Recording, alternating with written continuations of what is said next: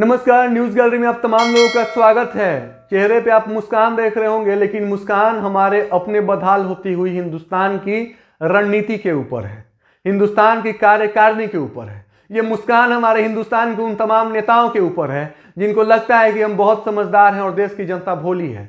देश की जनता भोली है, ये सच्चाई है, लेकिन देश के जनमानस पढ़े लिखे हुए हैं। ओलंपिक में ऐसे कैसे, ओलंपिक में ऐसे कैसे, ये सवाल इसलिए है क्योंकि टोक्यो ओलंपिक में हिंदुस्तान का प्रदर्शन लच्चर है। इतना लच्चर प्रदर्शन के लिए क्या खिलाड़ी जिम्मेदार है, ये पूछना चाहिए।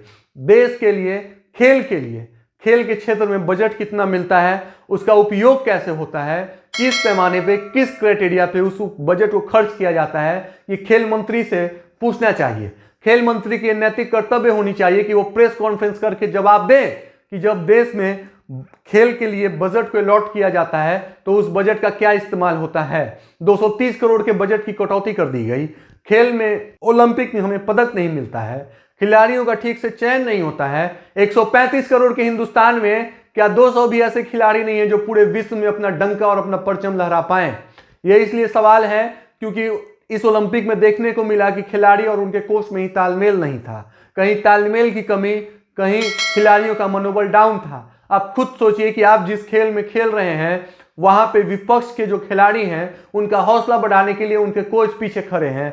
हिंदुस्तान के खिलाड़ियों के पीछे उनके कोच खड़े नहीं हैं। वो जीते तो कैसे जीते हैं? साइकोलॉजिकली तौर पे, मनोवैज्ञानिक जिसे हिंदी में शब्द कहते हैं, उसके तौर पे ये एक बहुत बड़ा असर और इम्पैक्ट डालता है। अगर आपका मनोबल, आपका कॉन्फिडेंस 200% पे होता है तो यकीन मानिए कि आप हारे हुए मैच को भी आसानी से जीत सकते हैं। और अगर आपके पास आपका कॉन्फिडेंस नहीं है तो आप जीते हुए मैच को भी गंवा सकते हैं। इतना सब कुछ इसीलिए है क्योंकि ओलंपिक में ऐसे कैसे हो गया, ये सब कुछ आंखों के सामने हो गया। क्या इसके लिए जिम्मेवार सिर्फ और सिर्फ खिलाड़ी हैं?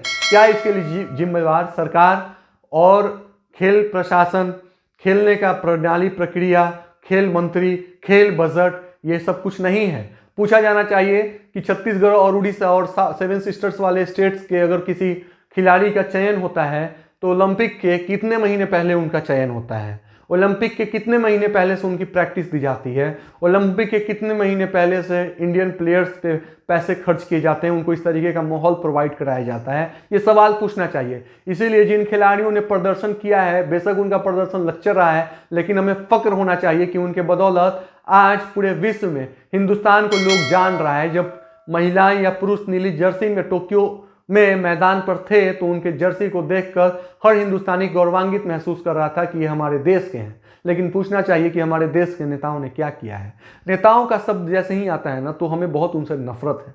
नफरत नेताओं से है, इंडिविजुअल किसी नेता से नहीं, क्योंकि वो गलत है। वो गलत इसलिए है क्योंकि हमारे पास 1000 सबूत हैं कि उन्होंने क्या किया है और किस तरीके से किया है। लेकिन उनसे ज़्यादा विरोध, उनसे ज़्यादा आक्रोश हमें उस देश के ब्यूरोक्रेसी से है। आईएएस और जो आईपीएस हैं उनसे मैं ज़्यादा नफरत करता हूँ। इसलिए करता हूँ क्योंकि नेता करप्ट हैं, ये बात सही है, लेकिन उनको करप्ट बनाने वाले आप हैं।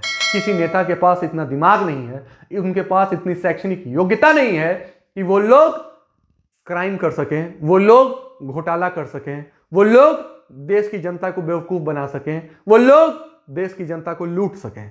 इन सभी को ये आइडिया, ये दिमाग, नीट एंड क्लीन काम करने का, लूटने का सब ज्ञान कौन देता है? हमारे देश के ब्यूरोक्रेसी देती है। तो ब्यूरोक्रेसी पे भी काम होना चाहिए। जब तक नेता और ब्यूरोक्रेसी दोनों एक साथ रहेंगे, एक दूसरे के मददगार रहेंगे, इस देश का, इस समाज का उद्धार और कल्याण नहीं हो सकता है।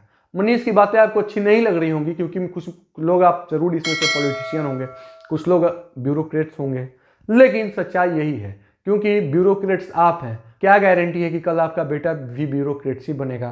अगर वो कोई आम जनता बनता है तो उसको भी उन्हीं समस्याओं का सामना करना पड़ेगा जो हिंदुस्तान की आज आम जनता कर रही है। कार्यक्रम अच्छा लगे तो इसे लाइक शेयर सब्सक्राइब जरूर करें। धन्यवाद।